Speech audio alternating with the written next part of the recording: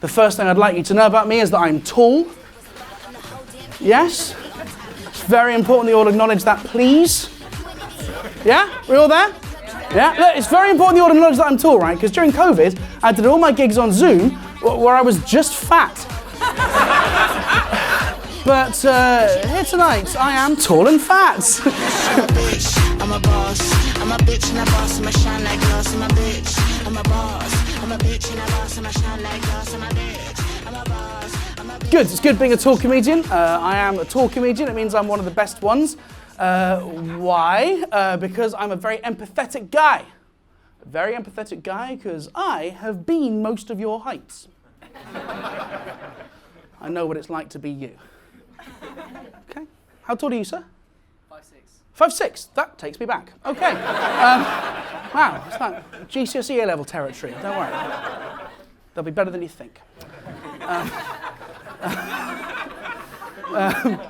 Something else I'd like you to know about me before we get started is I'm 31 years old, so really in the business end of my late 20s.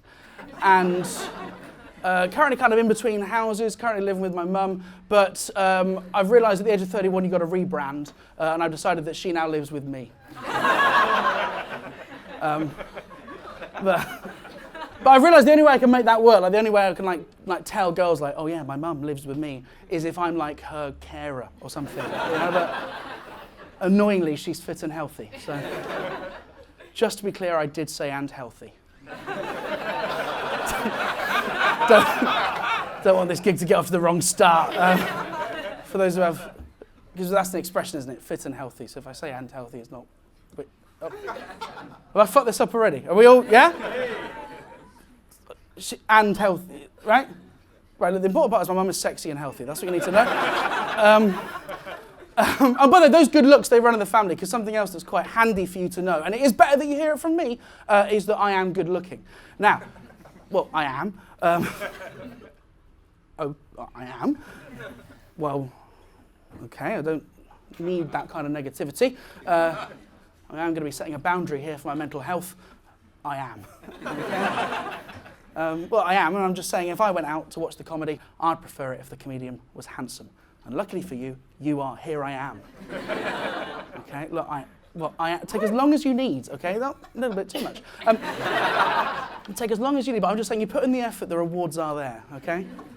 It's just happened, doesn't it? You've just put a little bit of effort in it. Yeah, fair enough. Enjoy it. That's what I say. But I'm not telling you I'm good looking to show off, right? I'm telling you to be kind, right? Because I've noticed there's quite a few couples that have come watch me this evening. Lovely couple here, yeah? Couple, yeah? Couple, right? And often, the gentlemen from the couple, when they see me walk on stage, they go, oh, look at Ollie. He's not a threat. No.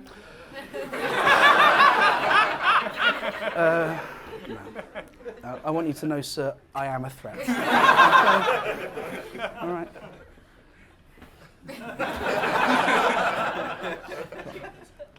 Undeniable amounts of big dick energy. Energy. Don't overpromise, but I am a bit of a hefty boy. I got quite fat during COVID. That's what happened. I got put on quite a bit of COVID weight. Anyone else put on a bit of COVID weight? Yeah, I went up a shoe size.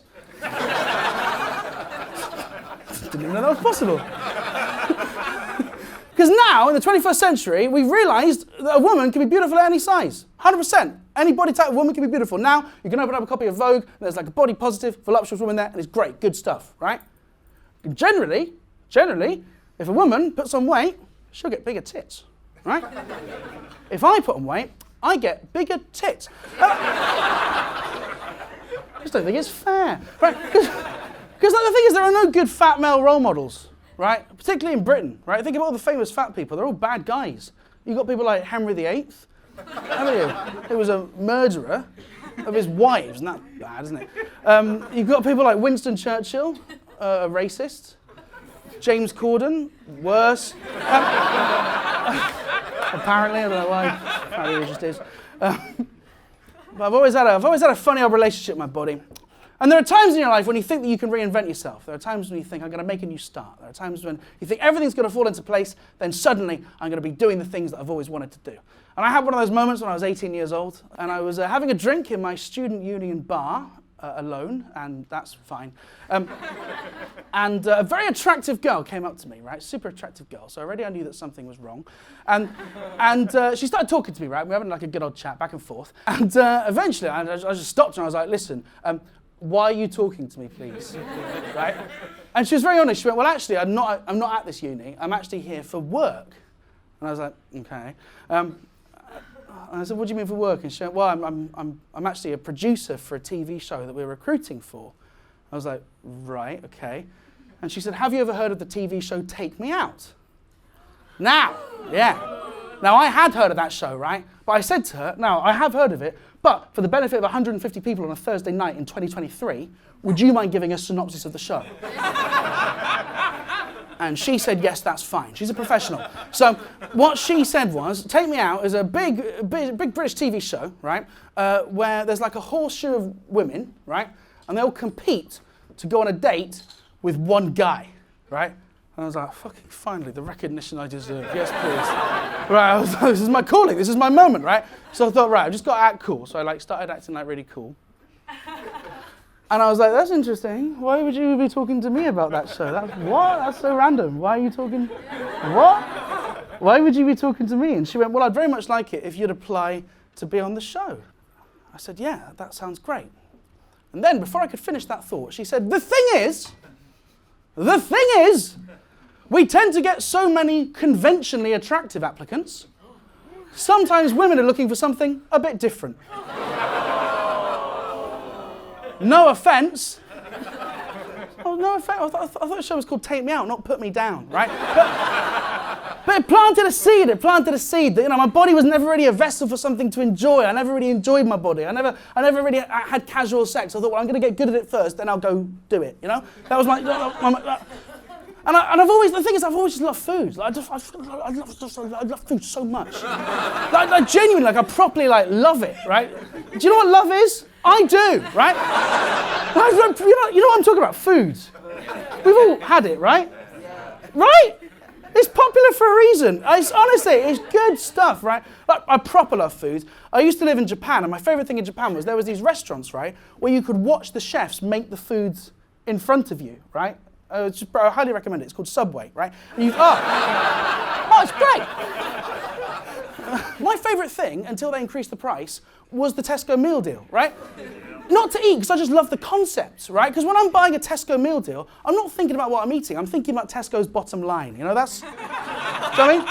Well, I'm not really buying a Tesco meal deal for its nutritional value. I'm buying it to make a profit, right?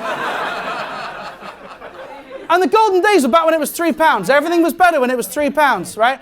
Because you'd start by buying a sandwich, which I love doing, right? And they'd tempt you with the £1 tuna sweet corn mayo. It's like, yeah, that can fuck off, right? Because you're almost always going for a bacon club or something, right? Like a £2.70 sandwich. I found out in some of them, right? In some of the Tesco's, they would include the £2.90 pasta salad for the £3 meal deal, right? Which is,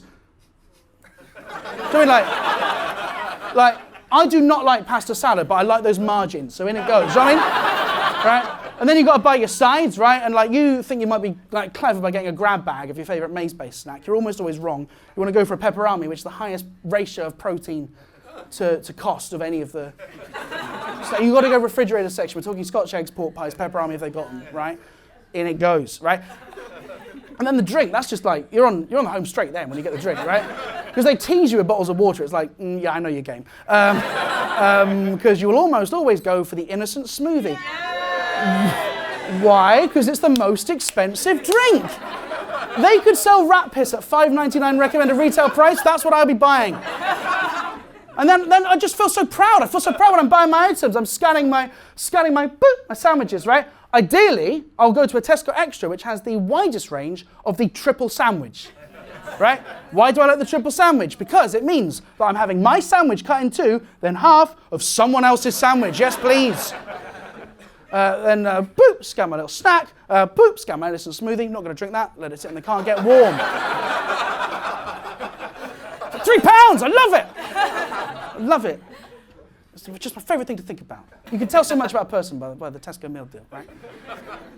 I really love food. During lockdown, I got really into cooking. Like I watched like loads of like cooking videos. I got really into Gordon Ramsay's videos. And the thing about his recipes, right, is you got to follow them to the letter, right? And I love food so much, I'm happy to play by those rules, right? I watched him make a spaghetti alla carbonara, right? And he was teaching his apprentice how to make one. And I followed the recipe exactly. What you got to do, right? You've got to boil the pasta separately to the sauce, and you make a sauce with egg, and you mix that with parmesan. So he told his apprentice, you've got to get some egg and mix it with parmesan. So I got some egg and mix it with parmesan. Then you got to add the guanciale, which is the pork cheek, but you got the rendered fat. You got to add that in. So I added that in, and then you got to add that to the hot pasta. Then you add freshly cracked black pepper. So he told him about the fresh pepper, and then Gordon Ramsay tasted it, and he went, "What the fuck is that? What the fuck? Throw it away!" Right? So I threw it away. But I ate it from the bin because I love food. I love food. I love food so much. One of my favourite lockdown pastimes was watching smash burger making videos. Oh, Jesus Christ. This it's so good, right? For those of you that are not acquainted with the smash burger genre, I've completed it. You open my YouTube, it's just a sea of red lines. If you search for, sometimes I watch the same burger that's been re-uploaded to the portrait mode, just so I can see a different view of the Maillard reaction, right? For those who don't know, smash burgers are like this American burger, right? And are you explaining to your friend what a smash burger is? I've literally got this. This is what I do, right? So basically, it's like an American burger, right? But it's a very special kind of burger which has 80% lean meat, 20% fat, right? 80% lean meat. And I found that out because I found out that I was more than 30% body fat. My ideal body type is that of a smash burger. So it's 80% lean meat, 20% fat, right? And then what they do is they like these like American men, but it's like men. Do you know what I mean? Like fucking proper men. You know, like, do you know what I mean? Like these like men. You know, like not like men. Do you know what I mean? Do you know what I mean? Like I mean like men. You know, like men. You know, like because they're not cooking on a stupid women's kitchen indoors like idiots. No. Then whose side do you think I'm on, right? They've got these big like manly tools, haven't they? These like big metal tools that are strapped to their body, and they cook on a big outdoor manly grill because that's better. And they don't have a stupid women's apron. They've got a big manly apron made of leather because it's the only animal that won't buckle when they fuck it. You know, like, do you know what I mean? Like fucking men, you know? You know, like men. The kind of men that are just looking around for something to fix, right? But never themselves. So what these men do, right? What they do is they get a big ball of like meat, right? And then they get their big hot griddle. That's what it's called, griddle. And they take the ball of meat and they have a little moment of serenity, and I share that with them. And then they just fucking smash it. They just fucking smash it. Just so fucking smash it. They smash it so hard. And I was watching these videos thinking, I just want to be that ball of meat. And then they create a problem because it's like attached to the grill, so they got to like get a big manly scraper and scrape it up and flip it over, and they put cheese on it, and then it melts. They put it in a bun, they eat it, and I just love it so much. I love it so much. Like the thing is, I was watching so many smash burger videos. The algorithms started talking to me. The algorithms found out that I was fat, right? I started getting motivational speaker videos. You know. Right, you know you've got to like do something about your life when Jordan Peterson finds you. You know, that's right. But I was getting these insane adverts from like these like American like gurus, like these like men that were like trying to sell me courses on like self-betterment, right? They were like, oh, you know, once you lose your weight, you're going to be a hero. Once you do this, like, well, it's just the main one I got was there was this guy, an American guy called Greg, right? And he'd always start his adverts by going, "Listen." I was like, I'm on the fucking toilet, Greg. I'm all ears, Greg. And he go, listen, I did not run my first marathon until I was 70 years old. I did not complete my first triathlon until I was 73 years old. My first book wasn't published till I was 79. With my course, you could do it too. And I found this super motivational.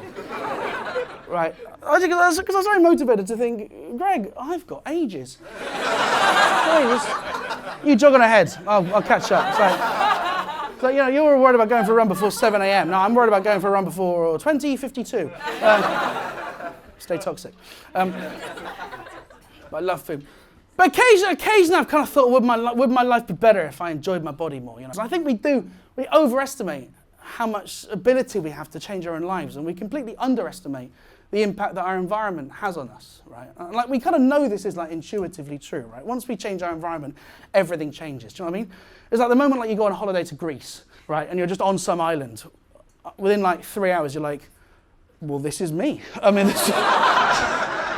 this is how I should be living. I don't understand why. I mean, like you're scrolling through rightmove.gr going, I could put this on a credit card. I don't know why I'm not, right? And it's like, particularly British people at hotel buffets, it's like, just when we're in a new environment, when we've got breakfast in a different way, we change how we act. So I mean, like you might be just like a slice of toast a day kind of gal, right? You might be a Weetabix kind of boy, right? But if you go to a hotel buffet breakfast, all bets are off, right? You may not like hash browns, you may not have thought about hash browns in the past 12 months, you may not even care much for hash browns, but if you see a glistening tray of hash browns, you will start with 7 of them, around which you'll create the most insane structure that's ever, and it's like, I don't know why we do it, it's like someone's gone, quick, we need to create the Rosetta Stone of food, now, on one plate, right? So you go, yeah, but I'm not insane, because I'm obviously going to create a sausage dam between my dal and my baked beans. Right? You're just creating the most insane plate of food, like someone's gone to a UN food convention and just scraped the bottom of the bin, and we're holding this plate of food going, well, this is the most beautiful thing I've ever seen in my entire life, right? If you created that same plate of food and gave it to your loved one for breakfast in the morning, they'd have a word, wouldn't they? Like, darling, we don't normally put spaghetti hoops on a pan of chocolate, so I'm just wondering why that's happened today, right? But it's because our environment's different. Our environment's different, and that changes the way we behave. And I learned this lesson myself. Because I didn't spend lockdown in the United Kingdom. I didn't spend lockdown here in the UK. Actually, at the start of 2020, I was out doing a comedy tour of Southeast Asia, right? I started doing some gigs in Nepal. That's right. I participated in the Kathmandu International Comedy Festival. That's where you recognize me from. The pennies dropped, yeah. Namaste, guys. I moved to a country called Malaysia. I was supposed to spend a couple of weeks in Malaysia. Lockdown happened, COVID happened. I ended up spending 14 months stuck in Malaysia. A very British thing to do, to outstay your welcome in that part of the world. Kind of felt like the apology tour. Back again, hello. But it was good. All of a sudden, there was a whole world of possibility open to me, right? Obviously, not that much. I didn't have any money. But I just started eating the local food, you know? You know what I mean by the local food? Not like the stuff you like get at a restaurant, like the local food. You know what I mean? Like the local food. You know the kind of food where even the locals are like, fucking wouldn't if I were you. Do you know what I mean? It's like not even a restaurant. It's just a guy that just like has a car. And he just like sells fish out the back of it. You know what I mean? It's like, his only qualifications are a football shirt and the right attitude. Yes, please. You know what I mean? I was like, I don't know how to make it any clearer. I was like on the local. I didn't like have the shits. I was it. Do you know what I mean? Like when I was going to the toilet, like my poo was expelling me. That's how. But it was great. It was great because all of a sudden I had this world of possibility. Everything was possible again. Everything was possible. I'm in a brand new environment. I could be any version of myself I wanted to be. But then, after a couple of months, there were a couple of commercial flights available to take, and I had a big choice to make. Right? You know, do I stay in Kuala Lumpur, Malaysia, or do I fly back to Bristol in the United Kingdom? It's a big choice, isn't it? You know, because I was thinking, where do I want to spend my generation's health crisis? You know? So do I really want to spend it in a developing country with crumbling medical infrastructure, no political leadership? I thought, no, I can't go back to the UK. I will stay in Malaysia where it's safe.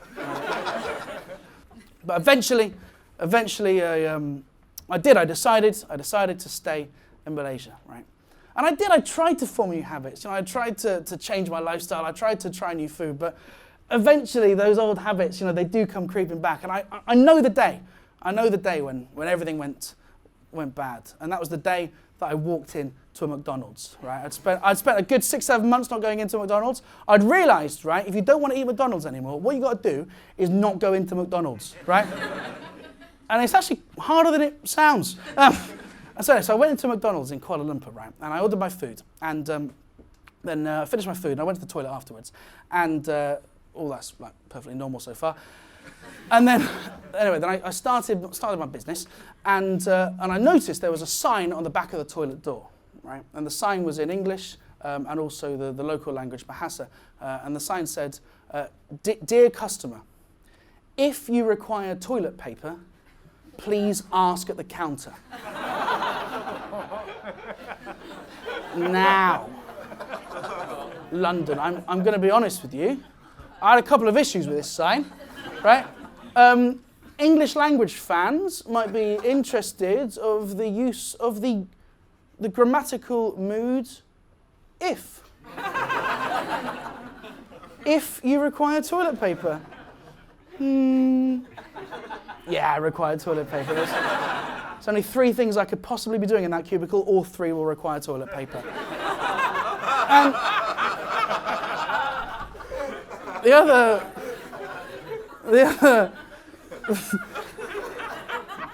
that's on you. The other thing I wasn't very happy about was the placement of the sign, because they could have put that sign on the outside of the toilet door, couldn't they? But instead they put it on the inside of the toilet door to taunt me, right?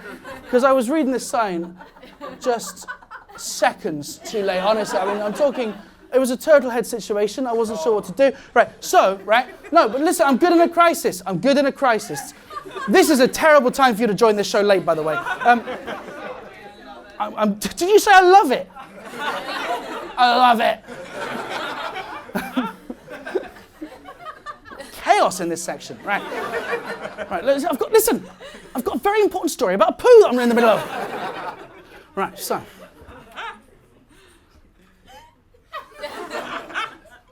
There's no way you can bring her up to speed. If that's what you're attempting, where would you start? Do you reckon he's good looking? Because he is. Then what?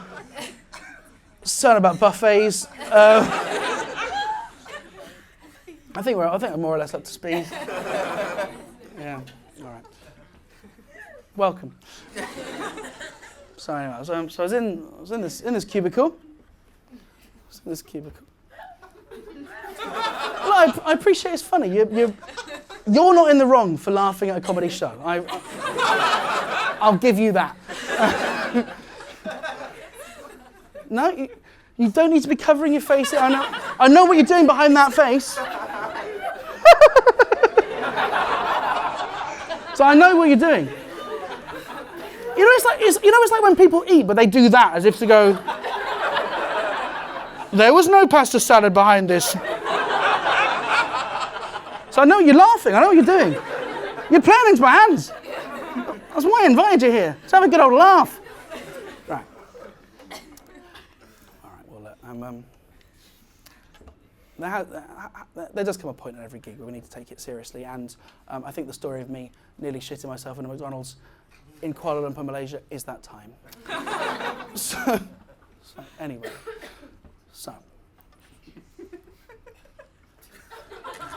what have I forgotten? What's still?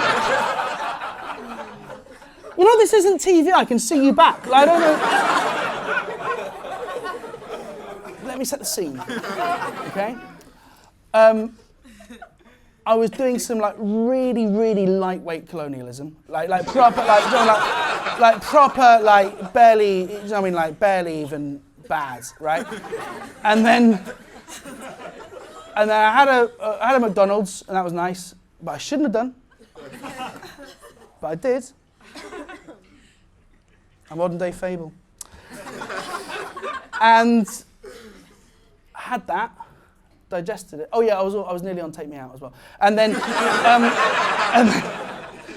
and then, now I'm in a toilet cubicle, okay, and there was a sign, right? And let me be quite clear, with hilarious consequences, right?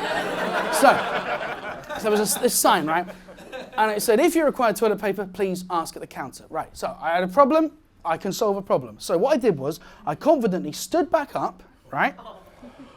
Popped it back in, right? No, you're not allowed to react like this, no. I'm not accepting that reaction unless you've got a viable alternative, okay? What were you going to do? Even like trading like a goldfish poo? But no, you weren't, no. So what I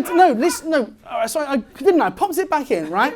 And I went to go and claim my complimentary toilet paper with a slightly different gate to when I walked in, right? Now, in McDonald's, they do have those, like, you know, those touch screens where you can, like, right? Now, I didn't know if toilet paper would be a menu item on those, so I thought, I don't want to risk it. They might just print a long receipt. So I thought, no, I'll back myself and I'll go up to the main counter. So I confidently walked up to the main counter. Absolutely pointless. I was looking at the menu as if I was choosing. I mean, I know what I was going to order.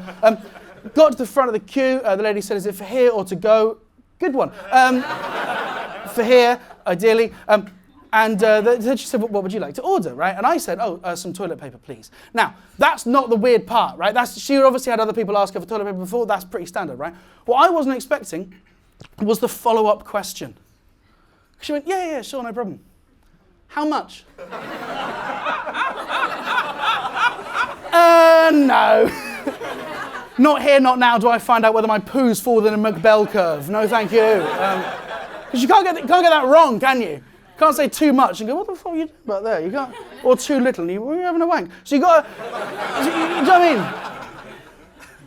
So I panicked. I went, listen, I had 2 fillet of fish. What would you recommend? That was the final straw. I decided to leave the country 2 weeks later. That was it, right? But I had that feeling. I had that really odd feeling that I hadn't really made the most of this new environment that I was in. I think we all experience this sometimes. You know, we really feel that we ought to have done better, right? And then we make mad, irrational decisions. And I did one of those things because I thought, look, I've got 2 weeks left in Malaysia before I fly back to the UK. I've got to do something. I've got to do something that, you know, scares me, something new, something novel, right? And so I was scrolling through Instagram, which is where I get all my best ideas, and I saw an advert for a Zumba class, right? I didn't know what it was, but it sounds sexy, doesn't it, right? So I just signed up, just straight away, not even thinking, signed up, paid the price, brilliant, right? And something really odd happened, right? The moment I signed up for that class, I had these awful, like, kind of anxiety pains of, like, that same feeling that I had when I was, like, 18 years old and not really fitting in. Like, I really thought, oh my God, I'm going to go there and everyone's going to laugh at me, everyone's going to tease me, right? I'm going to be the worst in the class, they're all going to think I'm stupid. And it's a really horrible feeling, and you've got to work really hard to get over it, you know? You've got to kind of train yourself to go, well, actually, maybe everyone else feels that way. And like, well, everyone's got to start somewhere. And, you know, like, so what? Maybe they're more busy worrying about themselves than worrying about me. I paid the same price as everyone else. So I started to, but as the day approached, I got really nervous. So I bought the gear, and it was the day. It was the day of the Zumba class. And I just thought, all I got to do, right, is just be friendly and try my best, right? No one can criticize someone for being friendly and trying their best. So that's what I decided to do. I thought, I'm going to be friendly and try my best, right? So I turned up to the Zumba class, right? And I was ready. I was ready for people to give me funny looks. I was ready for people to go, you're not supposed to be here. I thought, I'm just going to be friendly and do my best, right? So I turned up to the Zumba class, and what I found out was, in my haste of booking this class, I had booked a Zumba class, right? But the Zumba class I'd actually booked, right, was a intermediate, right? Maybe I'm good at it. That's not, you know, maybe, right?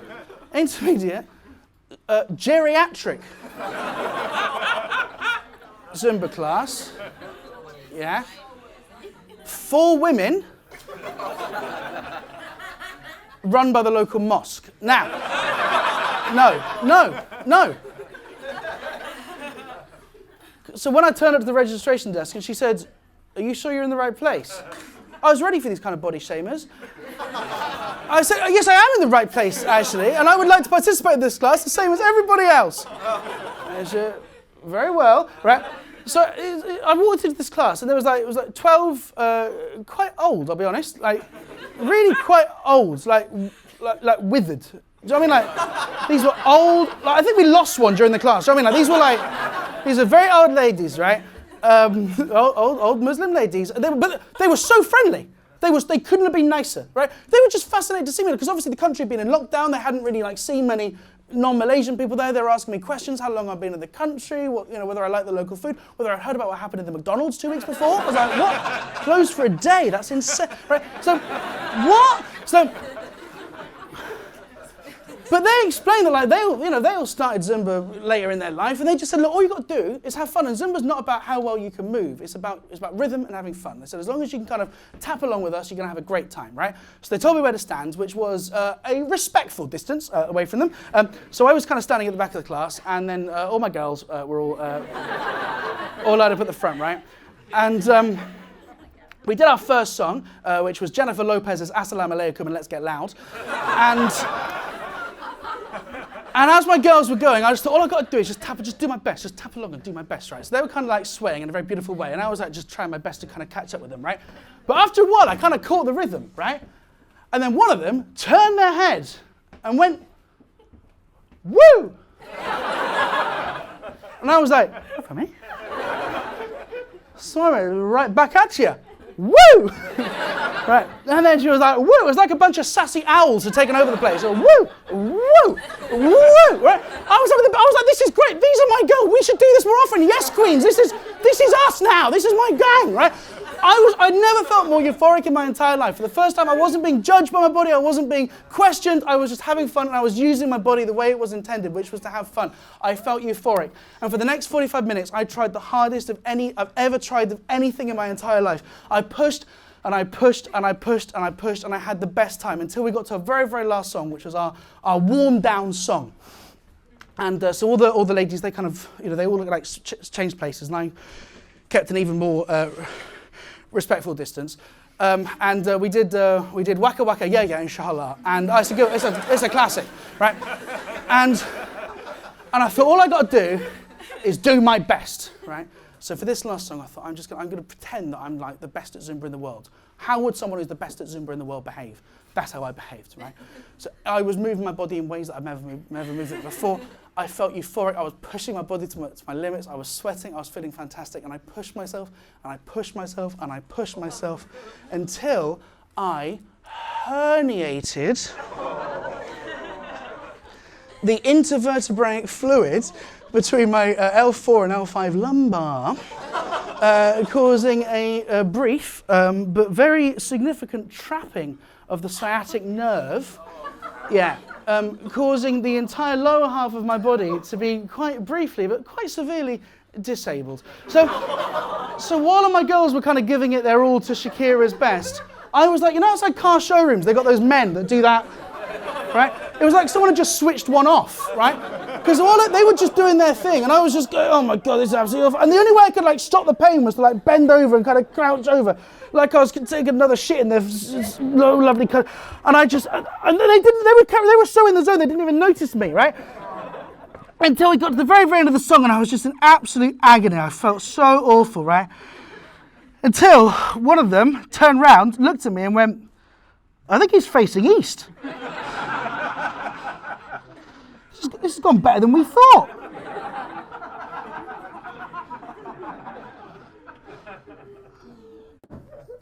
But I felt so stupid. The reason I felt stupid was I'd spent all my life thinking that my body was holding me back from doing things, right? But it was never my body. It was always my head, right? Till now. This was the first time when my body said, enough. You're full. So I went back to the UK with a renewed determination to do something to make me move, to enjoy moving my body again, right? I thought, what can I do what's the most fun way to move your body, right? So I joined a yoga class. I thought I'd try yoga. It's a different religion. I thought I'd try yoga, right? So I got an advert for an outdoor gym. I got an advert, and I didn't know what an outdoor gym was. Do you guys know what have you heard of an outdoor gym? Yeah, so I wasn't aware.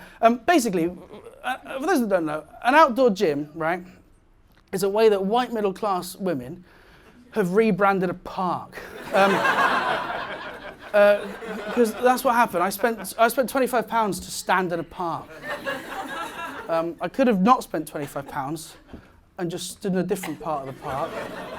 But no, old clever clogs here decided to spend £25 to join a yoga class. Because I really thought I want to learn to enjoy my body again. I want to learn to enjoy my body. I want to do something fun with my body. Right? I thought yoga would be the thing. So I turned up to this class. There wasn't a class because no one else fell for the scam. Private session. And I met my yoga instructor, or as she called herself, my co-practitioner. And she was called Kirsty, right? And this is an interesting fact, very important that you know this. Kirsty is the worst woman in the world. Very important context. It's quite good that you all know that, though, isn't it? 'Cause if you're worried it was you, you're off the hook. It's Kirsty, right? And Kirsty was like, oh, well, she looked at me as if to go, what am I supposed to do with this? You know, like, so seriously, right? She looked at me in the same way that I look at my grandfather having an iPhone 13 Pro. It's like, you don't know how to use any of those features, do you? Pointless, right? And that's how she looked at me, right? And she went, well, considering this is your first time, oh, I never said that.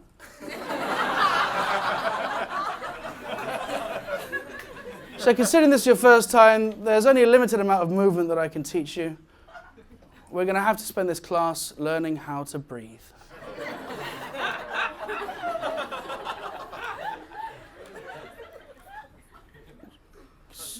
You sign me up for the advanced class, please, Kirsty. So I know how to breathe. I know I can breathe. Kirsty, I can breathe. She went, no, you're breathing wrong. I was like, what's you're breathing wrong. You got to breathe through your nose. Come with me. So me and Kirsty were just walking around this park in Clifton, arm in arm, like two ket addicts on a first date. And we go, am I healthy yet, please, Kirsty? Am I healthy yet? Right? I was like, Kirsty, I've got to learn how to do something, please. I want to do something. Teach me something, Kirsty. And she went, okay, well, maybe I could teach you how to go from a seated position to a standing position. That's standing up, Kirsty. Can't just have the position and charge me money. But I was so keen to learn something. I was like, is there anything you could teach me? Is there anything I could do, right? And she went, yeah, okay. So we spent the last 40 minutes of the class learning how to do this, which I'm going to be sharing with you this evening. Okay, so this is what I learned at my private yoga class. Okay, so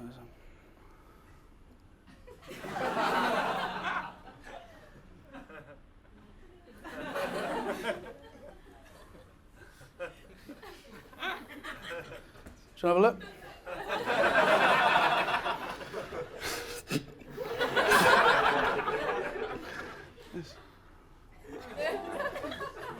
It's that, and then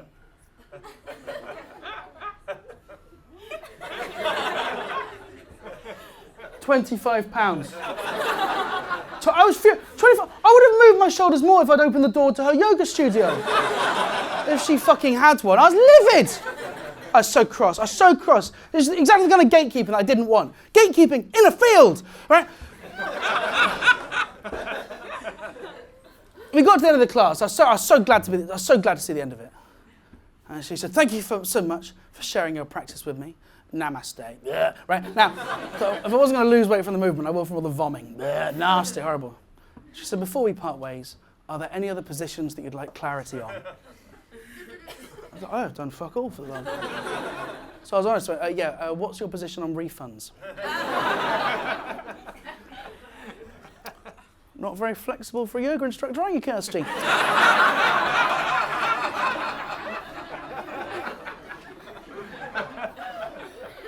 The time was now to do the most fun thing I can possibly do with my body. And I downloaded Tinder. That's right. I downloaded now, because you know all the apps have like their different quirks, right? But I didn't know what Tinder's quirk was. I think you just got one match because I got mine, right? And I matched with this very, very beautiful girl, like proper, like, do you know what I mean, do you know what I mean, like, okay, you know, like, she was like, yeah, right? And we started chatting, right? Which I'm very good at. And I was telling her all my best jokes, like, Like, not the ones tonight. Like, just, do you want to hear one of the jokes I text this girl? Yeah. This is one of the, I've written this joke. So do you want to hear? Okay, so this is the joke, okay? I have a dog. I don't. But it's a joke, isn't it? So you're allowed to just say things that aren't true in it. Because it's a joke. So I've got a dog, I haven't, but I've got a, okay. Maybe this joke's so good that just the premise is funny. You got a dog, have you? Right, so, I've got a dog. He's a husky dog. Well, he's actually a Labrador, but he talks like this.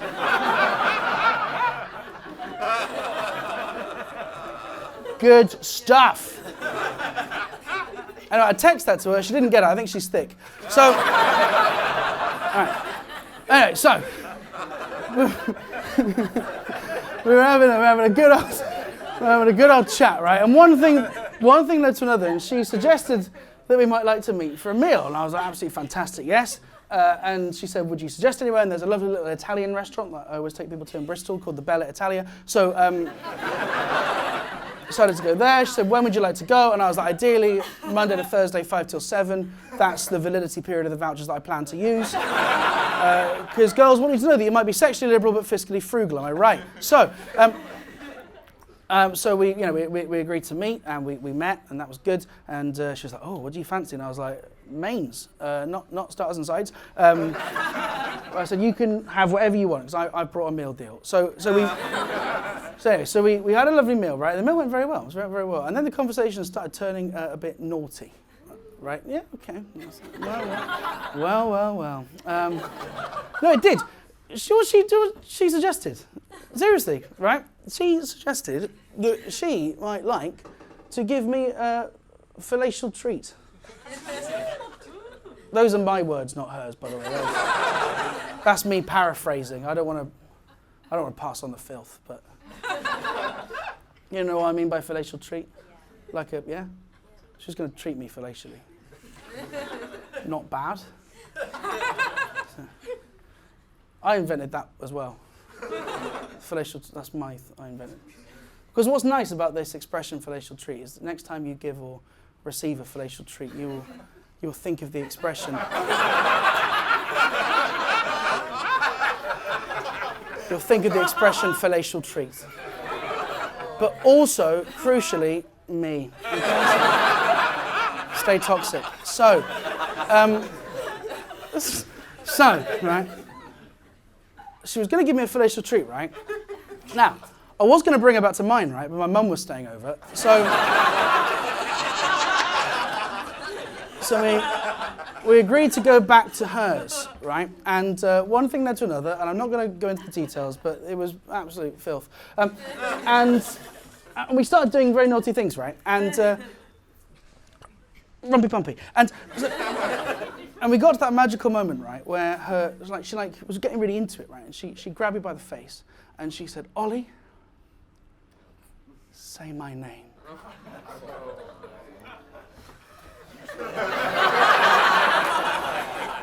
Now, listen, lads. I had a very clever response for this. No, I did, no, because I said, no.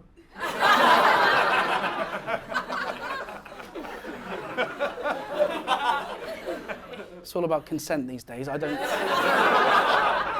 don't consent to that. And she said, say my fucking name. I was like, listen, potty mouth. I will not be saying your name right now in this context, right? And she said, why wouldn't you say my name? You've forgotten my name. I was like, I've not forgotten your name. I know your name when I've got signal. I know your name. I know your name, right? The thing is, I didn't know her name. I knew her name, right? And she was like, listen, I just need to hear my name in order to climax. It's just my thing. Will you just say my name, right? And I said, look, I'm gonna level with you here, right? I said, the reason I can't say your name right now in this context, right, is because you have the same name as my mother, right? Yeah? And that's weird, isn't it? Right? But it is. And she went, I don't believe you. I bet he said that to all the girls. Well, if they were called Fiona, yeah, I probably would, yeah. And she went, will you just say, it's kind of my thing, will you just say my name? It's just kind of hot if you say my name, right? And if there's one thing you've learned about me this evening is I try my best at everything I do. So I agreed. And the fact that I agreed to enter this weird, forbidden sexual territory was even more exciting and erotic for her, because like she was getting properly into it, right? And I was getting really nervous, because like my mum's an 8 and she was only a 7. So it was a real, do you know what I mean? It was a real,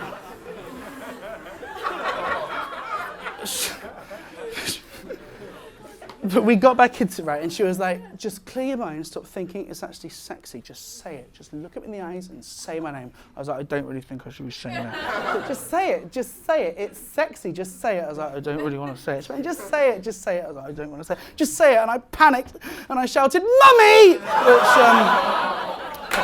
Which, is not wrong. But that's been the show. Thank you so much, everybody, for coming along tonight.